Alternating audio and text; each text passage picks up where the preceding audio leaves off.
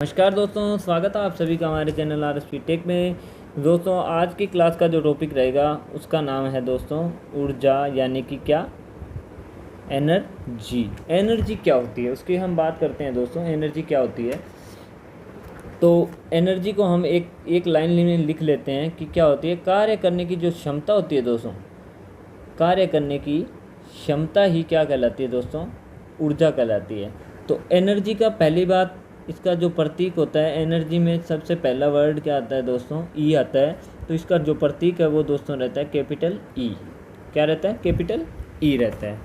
तो जो ऊर्जा होती है दोस्तों, ऊर्जा बराबर क्या होता है, ऊर्जा बराबर होता है शक्ति, यानी कितनी शक्ति लगी और कितने समय तक लगी। ये भी एक इसकी एक नई डेफिनेशन या परिभाषा बनती है क्या, कि किसी मशीन या किसी व्यक्ति द्वारा कितनी शक्ति और कितने समय तक दी जा सकती है, यानी कि कितनी शक्ति से कार्य और कितने समय तक किया जा सकता है, यही क्या कहलाती है, उसकी ऊर्जा कहलाती है। क्या कहलाती है, ऊर्जा, जिसको इंग्लिश में क्या बोलते हैं, एनर्जी।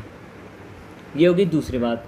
अब एनर्जी का जो सिंबल है उसको किससे लिखते हैं, एनर्जी को ई से। तो ई बराबर ये हो जाएगा P इंटू टी। क्यों, P किसका जो प्रतीक है वो है किसका, शक्ति का, और टी किसका है, समय का। क्लियर है। तो ई बराबर हो गया दोस्तों क्या, ई बराबर हो गया P इंटू टी। क्लियर है। तो आपको ये भी पता होगा कि P बराबर क्या था, W अपॉन क्या था, T था। तो यहाँ हम P बराबर W अपॉन T रखते हैं, तो ये आ जाएगा W upon T multiply T। तो T से ये T कट हो जाएगा, तो E बराबर क्या बच जाएगा दोस्तों, W बच जाएगा, है ना। अब हम बात करते हैं दोस्तों, तो इसका क्या, W यानी कि क्या है, कार्य, और कार्य का SI मात्रक क्या था दोस्तों, जूल था। क्या था, जूल था। तो E ये क्या है, ऊर्जा। तो ऊर्जा का जो SI मात्रक है वो भी क्या होगा, जूल होगा। क्या होगा दोस्तों, जूल होगा। ये मैं बात वहाँ भी लिखवा सकता था स्टार्टिंग में ही, जहाँ मैंने ये लिखवाया था, आपको प्रतीक लिखवाया था, यही मैं लिखवा सकता, लेकिन मैंने आपको यहाँ पूरा क्लियर कर दिया है कि ये जूल कैसे है। क्लियर है। तो ऊर्जा का जो SI मात्रक होता है वो दोस्तों को क्या होता है, जूल होता है ना। क्या होता है, जूल होता है। कि कार्य और जो ऊर्जा है उनकी इकाई क्या होती है दोस्तों, जूल होती है। ये आपको याद रखने वाली चीज़ है। उसके बाद हम बात करते हैं ऊर्जा की। तो ऊर्जा को दोस्तों दो भागों में डिवाइड करें, तो पहली होगी वैद्युतिक ऊर्जा और दूसरी होगी यांत्रिक ऊर्जा। वही शक्ति वाली बात, शक्ति भी दो प्रकार की और ऊर्जा भी दो प्रकार की। तो सबसे पहले हम बात करते हैं आज यांत्रिक ऊर्जा की। तो यांत्रिक ऊर्जा भी आगे दोस्तों दो प्रकार की होती है दोस्तों। पहली होती है गतिज ऊर्जा और दूसरी होती है स्थितिज ऊर्जा, स्थितिज ऊर्जा। तो गतिज ऊर्जा को इंग्लिश में क्या बोलते हैं, काइनेटिक एनर्जी, और जो स्टैटिक ऊर्जा है उसको इंग्लिश में क्या बोलते हैं, पोटेंशियल एनर्जी बोलते हैं। क्लियर है। अब उसके बाद हम बात करते हैं सबसे पहले गतिज ऊर्जा पे।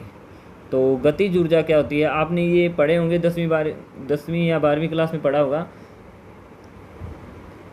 तो गतिज ऊर्जा की हम बात करें तो क्या होती है गतिज ऊर्जा, कोई भी वस्तु है उसमें उसकी गति के कारण जो उत्पन्न ऊर्जा होगी वही क्या होगी, इसकी गति के कारण उत्पन्न ऊर्जा क्या होगी, गतिज ऊर्जा। तो इसको जो इसका प्रतीक होता है दोस्तों वो क्या होता है, के के पैरों में ई होता है। के यानी कि काइनेटिक और ई क्या है, एनर्जी। तो के ई बराबर दोस्तों क्या होता है, के ई बराबर होता है हाफ mv²।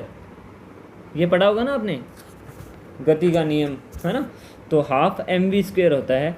तो यहाँ m क्या है दोस्तों, सॉरी इसको स्मॉल से लिखते हैं, हाफ mv²। तो यहाँ m है द्रव्यमान, जिसको इंग्लिश में क्या बोलते हैं, मास। ये किस में होता है, kg में। और v यहाँ क्या है, वेग, वेलोसिटी, जिसको किस में लिखते हैं, मीटर पर सेकंड में, है ना। तो ये होगी बात इसकी किसकी, गतिज ऊर्जा की। अब हम बात करते हैं दूसरे नंबर की, स्थितिज ऊर्जा। स्थितिज ऊर्जा को इंग्लिश में क्या बोलते हैं दोस्तों, पोटेंशियल एनर्जी।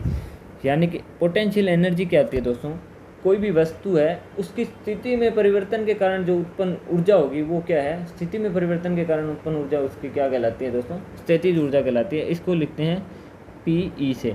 तो PE बराबर दोस्तों क्या होता है, PE बराबर होता है mgh, MDH नहीं mgh। mgh क्या होता है दोस्तों, m यहाँ क्या है, द्रव्यमान, द्रव्यमान का क्या होता है मात्रक kg, और g क्या है, गुरुत्वीय त्वरण,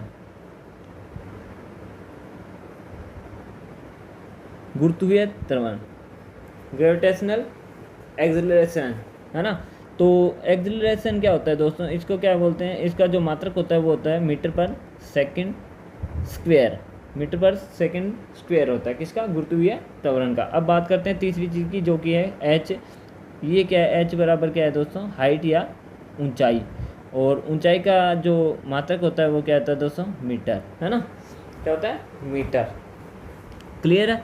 यानी कि स्थितिज ऊर्जा ये होती है दोस्तों, यानी कि एक स्थितिज ऊर्जा को समझ लेते हैं। ये एक स्प्रिंग है, इस स्प्रिंग को आपने बल लगाकर किसी बल द्वारा इसको दबा दिया और ये यहाँ नई स्थिति जो है ये आ गई इसकी, तो इस स्थिति में परिवर्तन के कारण इसमें क्या होगी, एक एनर्जी आ जाएगी, जिसको हम क्या बोलते हैं दोस्तों, स्थितिज ऊर्जा।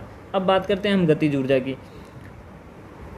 ये कोई वस्तु थी, ये एक पिंड मान लो, कोई लोहे का पिंड है, उसको आपने दम लगा के फेंका इधर, और उसके सामने जो कोई वस्तु आ गई, मान लो यहाँ कोई चीज़ है, तो ये वस्तु पे क्या करेगी, फोर्स लगाएगी या एनर्जी लगाएगी, है ना। तो ये जो एनर्जी होगी इसकी पिंड की गति के कारण जो एनर्जी होगी वो क्या कहलाती है दोस्तों, गतिज ऊर्जा होती है। और स्थितिज ऊर्जा मैंने आपको बताया स्प्रिंग के माध्यम से, है ना। तो अब बात करते हैं हम दूसरी ऊर्जा की, जिसको हम बोलते हैं वैद्युतिक ऊर्जा। वैद्युतिक ऊर्जा क्या होती है दोस्तों, तो वैद्युतिक ऊर्जा क्या होती है, विद्युत धारा प्रवाह के कारण किसी पदार्थ या किसी वस्तु में उत्पन्न ऊर्जा जो कहलाती है वो कौन सी होती है, वैद्युतिक ऊर्जा। विद्युत धारा प्रवाह के कारण उत्पन्न ऊर्जा भी आप लिख सकते हैं, इतना ही लिख लो, विद्युत धारा प्रवाह के कारण उत्पन्न ऊर्जा होती है वो क्या आती है, वैद्युतिक ऊर्जा। तो E बराबर दोस्तों आपको पता है क्या होता है, P/T होता है ना। और वैद्युतिक जो शक्ति होती है उसमें P बराबर क्या होता है, P बराबर होता है V/I, है ना। तो यहाँ हम वैद्युतिक ऊर्जा की बात कर रहे हैं, तो हम यहाँ P की जगह क्या लिखेंगे दोस्तों, VI लिखेंगे, और तीसरी चीज़ क्या है, T। तो ये बन गई इसका पहला फॉर्मूला, किसका, एनर्जी का। पहला तो ये है, और ये बन गया सेकंड, फर्स्ट ये है, सेकंड ये बन गया। अब हम बात करते हैं जो पावर वाले जितने भी थे, P बराबर VI, P बराबर I²R, और P बराबर V²/R, ये तीनों ही है। इस हिसाब से ये भी जो एनर्जी के बन जाएंगे। तो तीसरा ये हो गया, अब इसमें ये रखते हैं, तो इसके बाद में ये बन जाएगा E बराबर I²R/T बन जाएगा ना। और चौथा बन जाएगा E बराबर दोस्तों V²/R और T। तो ये होगी दोस्तों आपकी कौन सी ऊर्जा, वैद्युतिक इकाई निकालेंगे दोस्तों। E बराबर क्या होता है, VIT मान लेते हैं ना, VIT मान लिया। तो VIT में ये जो VI है इसका मात्रक क्या होता है, E बराबर P/T में इसका जो मात्रक होता है वो होता है क्या, वाट, और समय का क्या होता है दोस्तों, सेकंड होता है ना। तो इसकी जो इकाई बन गई जूल बराबर क्या बन गया, वाट सेकंड। कैसे बना, अब देखो आपको पता है इसका ऐसा ही मात्रक वो क्या है, जूल है, किसका, ऊर्जा का। तो एक जूल बराबर क्या होगा, 1 वाट सेकंड। कैसे, क्योंकि E बराबर क्या होता है दोस्तों, P/T, और P का जो सूत्र होता है, जो मात्रक होता है वो होता है क्या, वाट, और जो समय का जो मात्रक होता है वो क्या होता है दोस्तों, सेकंड होता है। तो इसका नया जो मात्रक बन गया वो क्या है, 1 जूल बराबर 1 वाट सेकंड। या आप बोल सकते हो एनर्जी का एक अन्य मात्रक भी है जिसको बोलते हैं वाट सेकंड, या वैद्युतिक ऊर्जा है उसका मात्रक हो गया क्या, वाट सेकंड हो गया। क्लियर दोस्तों। अब हम बात करते हैं वैद्युतिक ऊर्जा के एक अन्य मात्रक की, जिसको बोलते हैं इलेक्ट्रॉन वोल्ट, जो कि ऐसे के ऐसे एग्जाम में आ चुका है। तो एक इलेक्ट्रॉन वोल्ट बराबर कितना होता है, 1.6 × 10⁻⁻19 जूल। ये क्या होता है दोस्तों, एक इलेक्ट्रॉन वोल्ट। इसके बाद हम बात करते हैं दोस्तों, ये जो वाट सेकंड है दोस्तों वो क्या है, बहुत ही छोटी इकाई है।